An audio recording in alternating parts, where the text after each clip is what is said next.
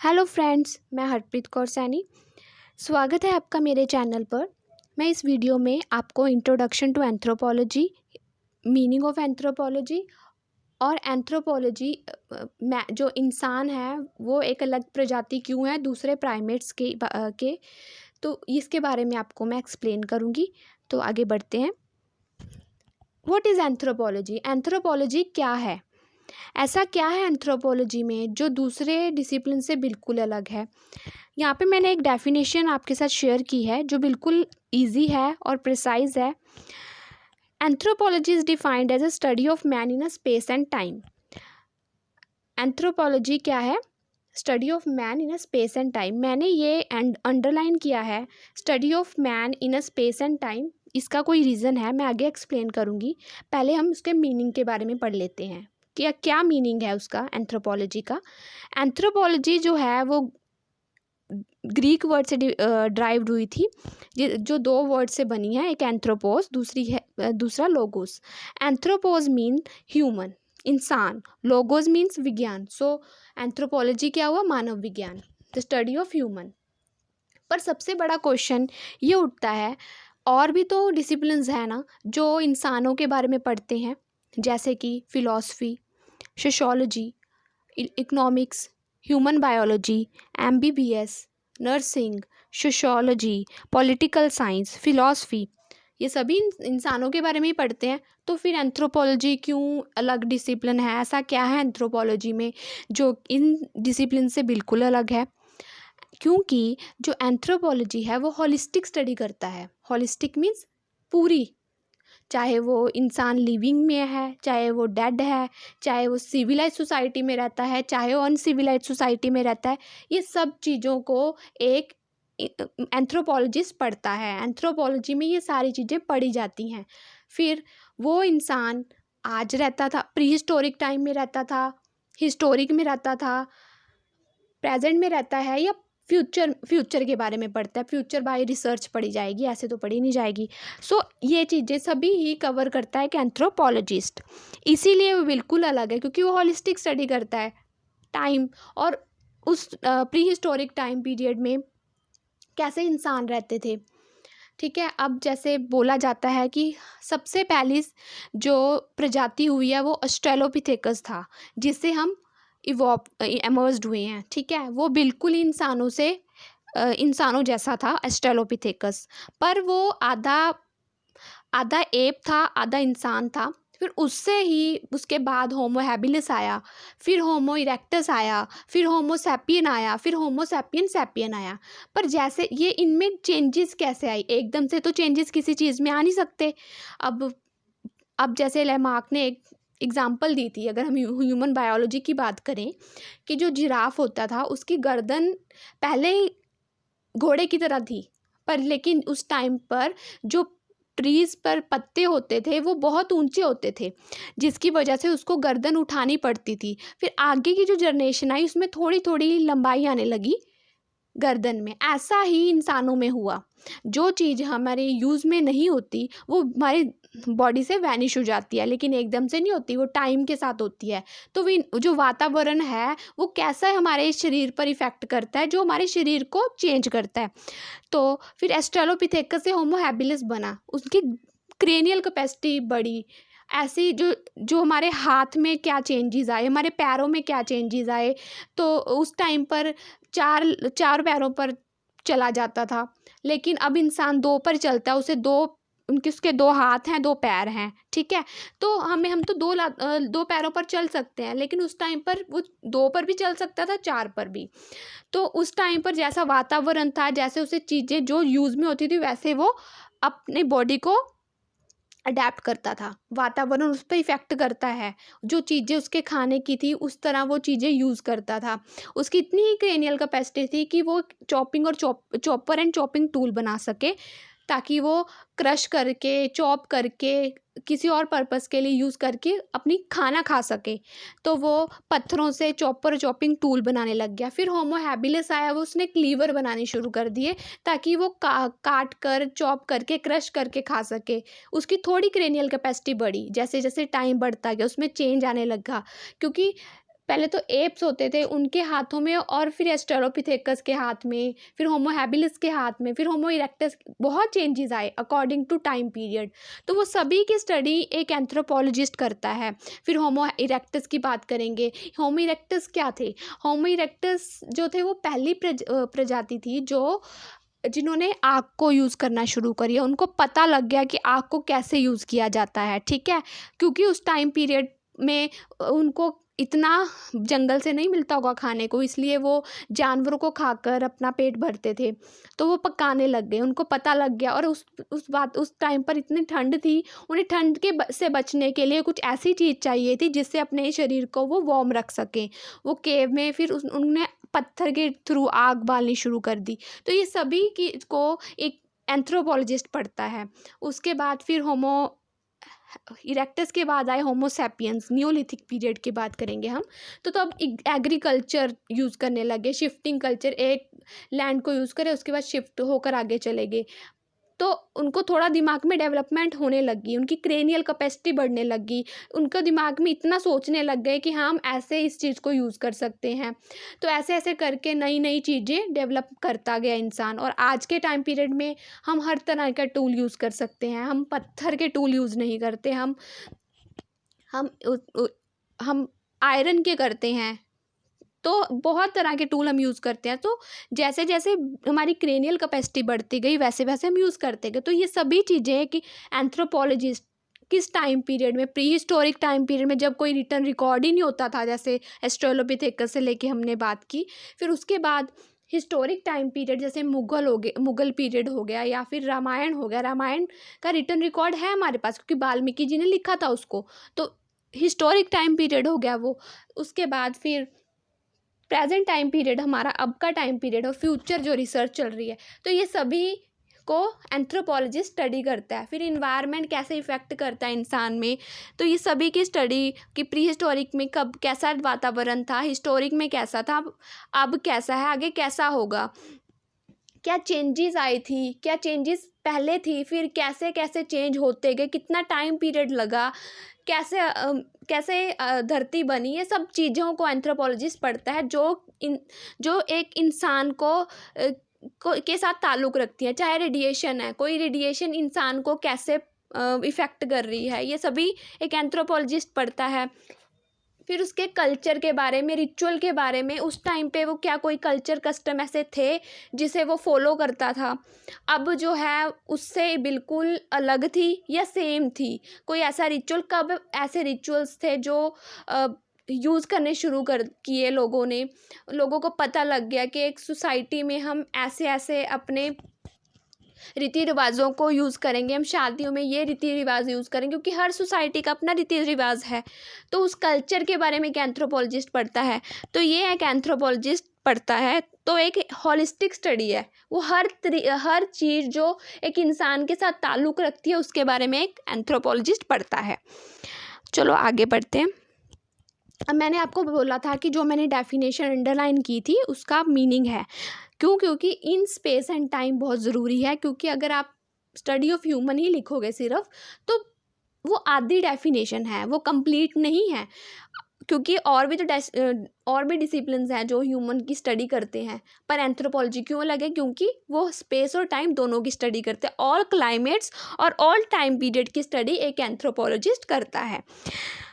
और फिर आपको मैंने बताया ही है कि वो प्री हिस्टोरिक से लेकर फ्यूचर तक की सब जो भी टाइम पीरियड है, जो भी इन्वायरमेंट का कैसा माहौल था, सब की स्टडी एक एंथ्रोपोलॉजिस्ट करता है। कल्चर के बारे में तो क्योंकि डिफरेंट सब डिविजन्स होती हैं एक एंथ्रोपोलॉजी में, अकॉर्डिंग टू सब फील्ड एक एंथ्रोपोलॉजिस्ट वर्क करता है। हम आगे पढ़ेंगे उसको। अब यहाँ पे मैंने कुछ डेफिनेशंस आपके साथ शेयर की हैं, डिफरेंट ऑथर्स की हैं। अब अल्फ्रेड लुईस क्रूबर ने क्या बोला है? Anthropology is the science of group of man and their behaviour and production, right. और जैकब एंड स्टर्न ने क्या बोला? Anthropology is the scientific study of physical, social, cultural development and behaviour of human beings since their appearance on the earth. And third, Herskovits ने क्या बोला था? Anthropology is the science of man and his work. अब according to authors ने अपनी description दे दी, अपनी definition दे दी ठीक है। तो मैंने सिर्फ यहाँ पे आपके साथ सिर्फ 3 ही डेफिनेशंस शेयर की हैं। आगे बढ़ते हैं। अब जो मैंने यहाँ पे पिक्चर्स लगाई हैं ये फिजिकल एंथ्रोपोलॉजी को शो करती हैं, ठीक है। कि यहाँ पे एक जो 2 स्कल्स मैंने मेंशन किए हुए हैं, एक है मेल का, एक है फीमेल का। अब उसमें क्या क्या चेंजेस होती हैं वो हम आगे जो वीडियोस डालूंगी मैं बायोलॉजिकल एंथ्रोपोलॉजी के बारे में, उसमें हम डिस्कस करेंगे। सो आगे बढ़ते हैं। अब तीसरा क्वेश्चन मैंने बोला था, man is an idiosyncratic species from other primate. इसका मतलब कि जो मैन है वो बिल्कुल अलग क्यों है दूसरे प्राइमेट्स से। ऐसा क्या है एक इंसान में जो वो दूसरे प्राइमेट से इतना अलग है, ये बहुत इम्पोर्टेंट क्वेश्चन। तो ये हम डिस्कस करेंगे इस टॉपिक में, ठीक है। अब he can communicate in different language. अब जैसे अगर मैंने आपको ऑलरेडी बताया, जो इंसान है ना वो ही सिर्फ डिफरेंट लैंग्वेज में बात कर सकता है। अब इस दुनिया में कितने लोग हैं जो कितनी लैंग्वेजेस में बात करते हैं। अब मैं अपनी एग्जांपल लेती हूँ। मुझे हिंदी भी आती है, पंजाबी भी आती है, इंग्लिश भी आती है, फ्रेंच भी आती है। अब कईयों को स्पेनिश आती है, कोई स्पेनिश में बात करता है, कोई जर्मन में बात करता है, कोई हिंदी में ही बात करता है, कोई संस्कृत जानता है, कोई तमिल जानता है, कोई हर एक जगह की एक अपनी लैंग्वेज होती है तो जिसमें वो कम्युनिकेट करते हैं डिफरेंट लोगों के साथ। अब एक कम्युनिटी में अगर पंजाबी लोग रहते हैं तो मोस्टली उनकी मदर टंग ही पंजाबी होगी, तो वो बात करते हैं, अपनी जो बातें शेयर करते हैं अपनी लैंग्वेज में करते हैं जिसमें वो ईज़िली बोल सकें, जो उनकी मदर टंग है। और यूनिवर्सल लैंग्वेज जैसे इंग्लिश है, तो इंग्लिश एक यूनिवर्सल लैंग्वेज है जो हर किसी को आती है, जो स्कूल जाते हैं बच्चे छोटे होते से पढ़ते हैं। तो हम तो हर लैंग्वेज में ही बात कर सकते हैं। लेकिन जो मैंने आपको एग्जांपल्स दी हैं पीछे, ऑस्ट्रेलोपिथेकस, वो नहीं बात कर सकता, उन्हें तो पता ही नहीं था कि बोलते कैसे हैं, वो हूटिंग के ज़रिए, इशारों के ज़रिए बात करते हैं। तो हम एक ऐसी जो इंसान है, एक ऐसी प्रजाति है जो हर एक लैंग्वेज में बात कर सकता है, समझ सकता है, फीलिंग शेयर कर सकता है, थॉट शेयर कर सकता है, अपने आइडियाज़ को शेयर कर सकता है, दूसरों की बात, एक दूसरे से बात करके एक दूसरे के बारे में जान सकता है। तो इतनी थिंकिंग पावर तो हमारी है ना, तो इसलिए इंसान और प्रजातियों से बिल्कुल अलग हैं। दूसरे में कि वो इनकी इतनी कैपेसिटी है, एक एबिलिटी लेवल इतना है, उनकी क्रेनियल कैपेसिटी सबसे ज़्यादा है और एनिमल से, प्राइमेट से, एप से। और जो स्पीसीज़ की मैंने बात की, ऑस्ट्रेलोपिथेकस, होमो इरेक्टस, होमो हैबिलस, होमो सैपियन सैपियन। क्योंकि अब जैसे मैंने आपको पीछे बताया था कि ऑस्ट्रेलोपिथेकस ने क्या बनाया था, चॉपर एंड चॉपिंग टूल्स। उनका क्या मकसद था कि काट कर कुछ खा सके, अपना पेट पाल सके।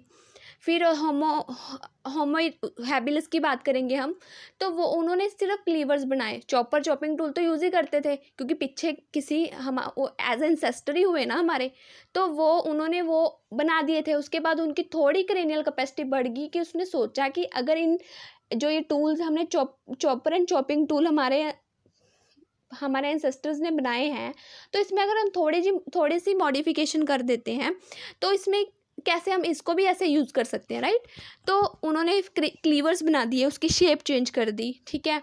वो जो उस कोर से और उसकी डेवलपमेंट करके और तीखा करना शुरू कर दिया ताकि अच्छी तरह से कट सके कोई चीज़। तो ये चीज़ें होमो इरेक्टस ने बनाई। फिर उसके बाद एक और प्रजाति आई होमो हैबिलस के बाद, होमो इरेक्टस, राइट। होमो इरेक्टस एक ऐसी प्रजाति थी जिन्होंने पहले तो फायर शुरू की कि कैसे यूज़ करते हैं फायर को, क्योंकि उस टाइम में ठंड बहुत थी। अपने आप को वार्म करने के लिए उन्होंने क्या शुरू कर दिया, फायर को यूज़ करना। तो फिर धीरे धीरे उन्हें पता लग गया कि हम इससे अब अपने शरीर को वार्म भी कर सकते हैं और इससे हम पका भी सकते हैं, पका कर खा भी सकते हैं। तो जो भी हंटिंग एंड गैदरिंग करके जब एनिमल को पकड़ के शिकार कर उसका क्या करते थे, पका कर खाते थे। फिर उसके बाद जो क्लीवर्स के बाद होमो इरेक्टस ने 2 तरह की हैंड एक्सिस बनाई थी। एक तो एविबिलियन हैंड एक्सिस, जिसके जो थोड़ी सी खुरदरी इर्रेगुलर शेप की होती है, ठीक है। और एक दूसरी अशूलियन हेडेक्सिस जो बहुत ही तीखी होती है। तो इन्होंने भी काटने के लिए, चीर फाड़ करने के लिए ही यूज़ करने के ये टूल बनाया था। तो इनकी इतनी क्रेनियल कैपेसिटी थी कि पीछे की जो एंसेस्टर्स थे उनसे ज़्यादा आगे का सोच सके, राइट। फिर उसके बाद आए होमो सैपियंस। होमो सैपियंस ने क्या किया, उन्होंने चारकोलिथिक पीरियड, आयरन टूल बनाने शुरू कर दिए, ब्रास, हम जो ये बर्तन पहले ज़माने में पीतल के बर्तन यूज़ करते थे, राइट, कच्चे मतलब मिट्टी के बर्तन यूज़ करते थे। तो उनकी इतनी क्रेनियल कैपेसिटी थी कि वो ऐसी ही चीज़ें यूज़ कर सकें। फिर धीरे धीरे धीरे धीरे आज हम स्टील के बर्तन यूज़ करते हैं, ठीक है। कुछ कुछ जगह पे ऐसे हैं कि वो पीछे के, अभी भी पीछे का हमारा जिसे एंसेस्टर्स जो यूज़ करते थे, जैसे पीतल के बर्तन, कभी तो चांदी और सोने के भी यूज़ हुआ करते थे राजे महाराजों के टाइम पर। तो धीरे धीरे डेवलपमेंट होनी शुरू हो गई, तो आज हम स्टील के बर्तन यूज़ करते हैं।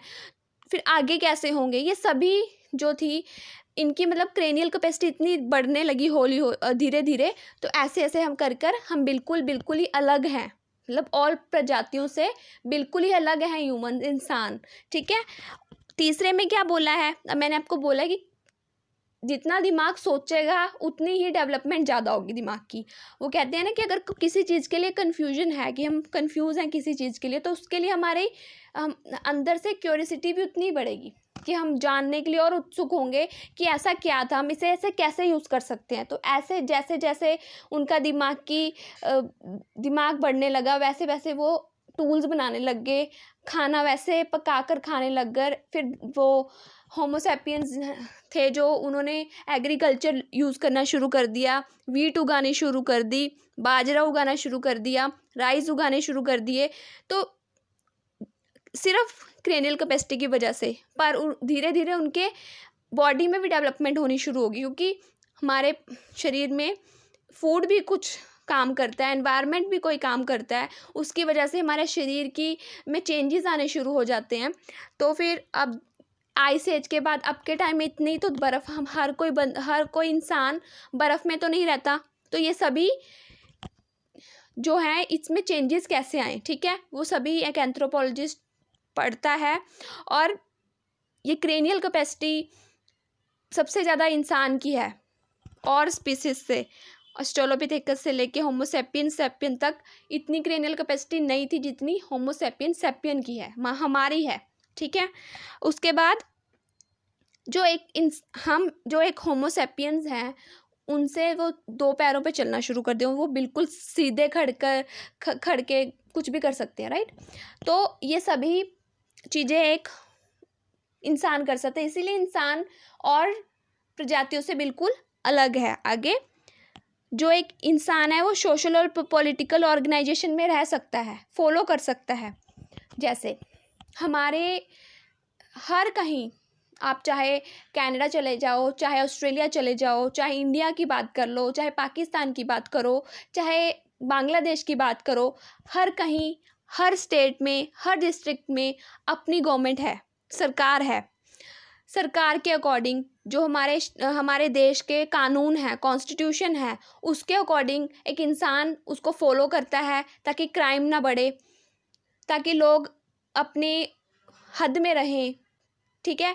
तो इसीलिए कॉन्स्टिट्यूशन बनाया जाता है, ताकि लोग उसको फॉलो करें, हर इंसान की रिस्पेक्ट करें। तो एक वो पॉलिटिकल ऑर्गेनाइजेशन में रहता है इंसान। पर कभी सुना है किसी और प्रजाति में कि उनकी भी गवर्नमेंट होती है? कभी एनिमल्स की देखिए गवर्नमेंट की, उस एक के वो डेमोक्रेसी को फॉलो करते हैं, या फिर वो उनका कोई कॉन्स्टिट्यूशन बना हुआ है। या अगर पढ़ने की बात है, जूलॉजी में हम पढ़ते हैं कि एक हेड होती है। अगर हम किसी की भी एग्जांपल ले लें, कुछ ऐसे एनिमल्स होते हैं जिसमें होता है पर उनका कोई रिटन रिकॉर्ड नहीं होता। अकॉर्डिंगली एक हेड होता है, उसके अकॉर्डिंग सब करते हैं। पर इंसानों में एक रिटन कॉन्स्टिट्यूशन होता है, उनका इतना दिमाग होता है, सरकारें अलग बनाई जाती हैं, रिटन रिकॉर्ड तो लिख सकते हैं, पढ़ सकते हैं, सोच सकते हैं, सब कर सकते हैं, लेकिन एक एनिमल नहीं कर सकता। तो इसीलिए एक इंसान और प्रजातियों से बिल्कुल अलग है। ठीक है। और सोशल ऑर्गेनाइजेशन अगर मैं बात करूँ गोरिल्ला और कुछ चिंपैंजी की, ये भी एक ऐसी एप्स हैं जिनमें फीलिंग्स होती हैं अपनी फैमिली के लिए, ठीक है। इनमें जेलसी फैक्टर भी होता है, पर हमारे इसमें कल्चर, रिचुअल्स, ट्रेडिशंस फॉलो किए जाते हैं, जो हमारे किसी पूर्वज ने कुछ बनाया है, कुछ ट्रेडिशन, कुछ रीति रिवाज बनाए हैं, आज भी हम उसे फॉलो करते हैं, ठीक है। तो उसमें सोशल ऑर्गेनाइजेशन है कि हमारे रीति रिवाज ये थे, हमारे पूर्वजों ने ये बनाया था और हम इसको फॉलो करेंगे, ठीक है। तो इसीलिए कि इंसान दूसरे प्रजातियों से बिल्कुल अलग है। अब लास्ट में क्या बोला है कि human practices, custom, rituals, beliefs and, अभी आपको बताया मैंने। अब आपने कभी सुना है कि किसी जानवर की कोई धर्म हो? नहीं होता। वो अपने ही ग्रुप में रहना पसंद करते हैं, राइट। पर इंसान क्रिश्चियन, मुस्लिम, हिंदू, सिख रिलीजन है, बुद्धिज़्म, राइट, तो वो अपने धर्म को फॉलो करते हैं, उसको बिलोंग करते हैं कि हाँ मैं सिख हूँ, हाँ मैं हिंदू हूँ, हाँ मैं मुस्लिम हूँ, हाँ मैं क्रिश्चियन हूँ। तो उनका अब क्योंकि उसको फॉलो भी करते हैं, उसकी प्रैक्टिस, अब हर एक धर्म का अपना एक रीति रिवाज है। जैसे कि क्रिश्चियंस होते हैं, वो क्रिसमस कितना धूमधाम से मनाते हैं, हिंदू दिवाली कितनी धूमधाम से मनाते हैं, सिख गुरपुरब कितनी धूमधाम से मनाते हैं, राइट। तो और एनिमल ऐसा नहीं करते, एनिमल्स का कोई फेस्टिवल नहीं होता, वो कभी देखा नहीं देखा, इसीलिए वो बिल्कुल अलग है, क्योंकि उनकी दिमागी सोचने की पावर और एनिमल से और प्राइमेट से बिल्कुल ही अलग है। इसलिए एक इंसान और जानवरों से बिल्कुल अलग है। आइडियोसिंक्रेटिक का मतलब क्या होता है? बिल्कुल अलग, राइट, यूनिक। सो तो प्रैक्टिस करते हैं। अब जैसे किसी पूर्वज ने कोई धर्म, कोई रीति रिवाज बनाया है, उसको फॉलो करना, वो एक इंसान करता है फॉलो। अब हम पंजाबियों में शादी होती है, ठीक है, तो अकॉर्डिंगली जो भी रिचुअल्स होते हैं जो बनाए हुए हैं, उसके अकॉर्डिंगली वो फॉलो करते हैं। जैसे फॉर एग्ज़ाम्पल जो सिख होते हैं वो गुरुद्वारे में आनंद कारज करते हैं, राइट। और अगर मैं हिंदुओं की बात करूं, वो क्या करते हैं,